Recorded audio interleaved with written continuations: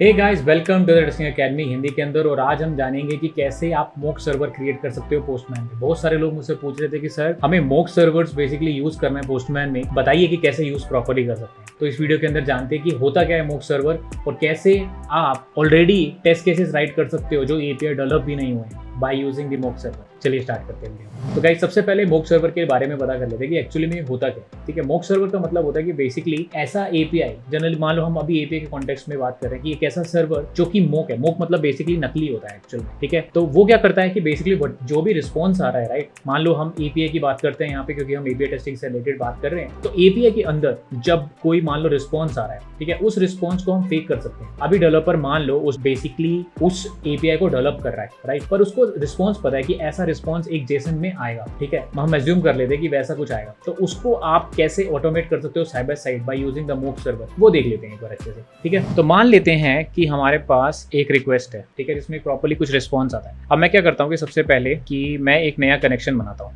ठीक है, अब मैं इसका कलेक्शन यहाँ पे नाम रख देता हूँ कि मॉक सर्वर 3। ठीक है, अब मुझे बेसिकली क्या है कि मुझे एक रिस्पॉन्स नकली बनाना है, राइट। तो मैं क्या करूँगा, मॉक सर्वर पे जाऊँगा और मैं एक मॉक सर्वर, मैं प्लस का आइकन बटन दबाता हूँ। मैं अभी पोस्टमैन के अंदर हूँ बाय द वे। ठीक है, और यहाँ पे मैं एक न्यू कलेक्शन क्रिएट करता हूँ। ठीक है, तो यहाँ पे मैं एग्जिस्टिंग वाले को सेलेक्ट कर लेता हूँ, तो जैसे कि मैंने MS3 को सेलेक्ट कर लिया। ठीक है, अब यहाँ पे मैं नाम दे देता हूँ कि मॉक सर्वर 3 है ये। एनवायरमेंट वेरिएबल मैंने ऐसे ही सेलेक्ट किया है, सेव कर सकते हैं हम इसमें। और प्राइवेट नहीं करना चाहता हूँ मैं, पब्लिक मेरा मॉक सर्वर चलेगा। ठीक है, और कोई डिले भी डालना नहीं चाहता तो मैं डिले भी यहाँ पे नहीं डाल रहा, मैं क्रिएट करता हूं। तो अभी क्या करेगा, एक मेरे लिए एक ना यूनिक लिंक जनरेट कर देगा। तो अब ये देखो, ये इसने एक लिंक जनरेट कर दिया है।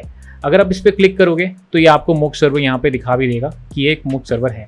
पर आप जब भी इसको सेंड करोगे ना, तो ये यूनिक जनरेटेड लिंक है, इसको सेंड करोगे तो आपको आ जाएगा एरर। ठीक है, क्यों? अब देखो, मान लो हम कलेक्शन पे जाते हैं। मुझे बेसिकली अभी क्या करना है, मैं एक रिक्वेस्ट डालता हूँ। ठीक है, मुझे मान लो इस मॉक सर्वर के यहाँ पे जब भी मैं इस पे एक पिंग रिक्वेस्ट मारूंगा, मान लो मैं मानता हूँ कि मुझे स्टूडेंट चाहिए, सारे स्टूडेंट चाहिए। ठीक है, गेट रिक्वेस्ट, तो ये अभी मुझे देगा एक एरर। ठीक है, अब मैं क्या कर सकता हूँ कि मैं इसको नकली तरह से मॉक कर सकता हूँ। तो बेसिकली मैं एक क्या करूंगा, एक रिस्पॉन्स सेव करूंगा। अब मुझे रिस्पॉन्स, मैं यहाँ से क्या करता हूँ कि मैं एक डमी रिस्पॉन्स उठा लेता हूँ। ठीक है, कि सारे स्टूडेंट्स कैसे आएंगे वो। तो मैंने ये पूरा रिस्पॉन्स उठा लिया है और मैंने यहाँ पे कॉपी पेस्ट कर दिया। ठीक है, तो इसके अंदर क्या है, एक स्टूडेंट है, स्टूडेंट, हर एक स्टूडेंट के एक अपना अपना डेटा है। और ये हो गया हमारा 200 ओके रिस्पॉन्स। ठीक है, और सेव कर दिया मैंने यहाँ पे। तो जब भी कोई गेट रिक्वेस्ट मारेगा इस यूआरएल के ऊपर, उसको ये रिस्पॉन्स मिल जाएगा। अब मैं यहाँ पे इसको सेव भी कर देता हूँ, जिसका मैं नाम रख देता हूँ गेट स्टूडेंट ऑल।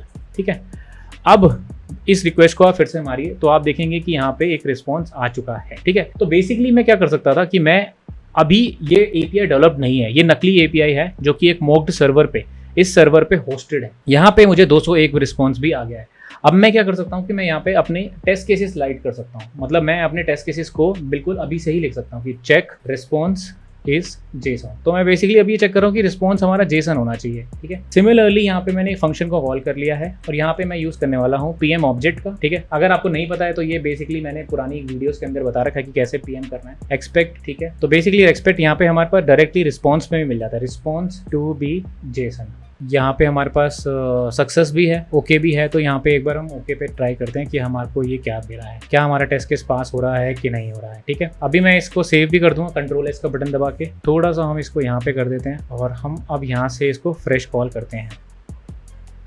ठीक है, अब मैं थोड़ा सा जूम आउट कर देता हूँ क्योंकि मुझे टेस्ट टैब नहीं दिख रही है और मेरा टेस्ट केस हो गया है पास। ठीक है, तो हमने रिस्पॉन्स को भी चेक कर लिया कि वो 200 ओके है यहाँ से। तो इसी तरह से आप अपने मॉक सर्वर को बना सकते हैं। ठीक है, अब आप मान लो मुझे चाहते हैं कि यहाँ से गेट रिक्वेस्ट 1 का है, तो अब ये सेव करोगे आप तो यहाँ पे आपको आ जाएगा, ये देखिए, ये आपको यही देता रहेगा रिस्पॉन्स के बीच में। तो आपको क्या करना है, इसको प्रॉपरली चेंज करना है। तो यहाँ पे मॉक सर्वर में आपको जाके, ठीक है, मॉक सर्वर 3 में अब इस यूआरएल को आप फिर से एडिट कर सकते हो और चेंजेस कर सकते हो जो आप चाहते हो इसमें। ठीक है, इस तरह से आप मॉक सर्वर काम कर सकते हो। जनरली ऐसे ही वर्क रहता है। आई होप आपको अच्छी लगी होगी। बेसिक ओवरव्यू देना चाहता था कि कैसे हमारा मॉक सर्वर पोस्टमैन में आप इजीली बना सकते हो। ठीक है, आई होप आपको अच्छी लगी होगी वीडियो। और एपीआई टेस्टिंग से रिलेटेड वीडियो देखने के लिए टेस्टिंग अकेडमी हिंदी चैनल को सब्सक्राइब कर दो। मिलता हूँ अगली वीडियो के अंदर। लाइक और सब्सक्राइब करके जाना, कोई दिक्कत आ रही तो कमेंट डाउन कर दो। मिलता हूँ अगली वीडियो में।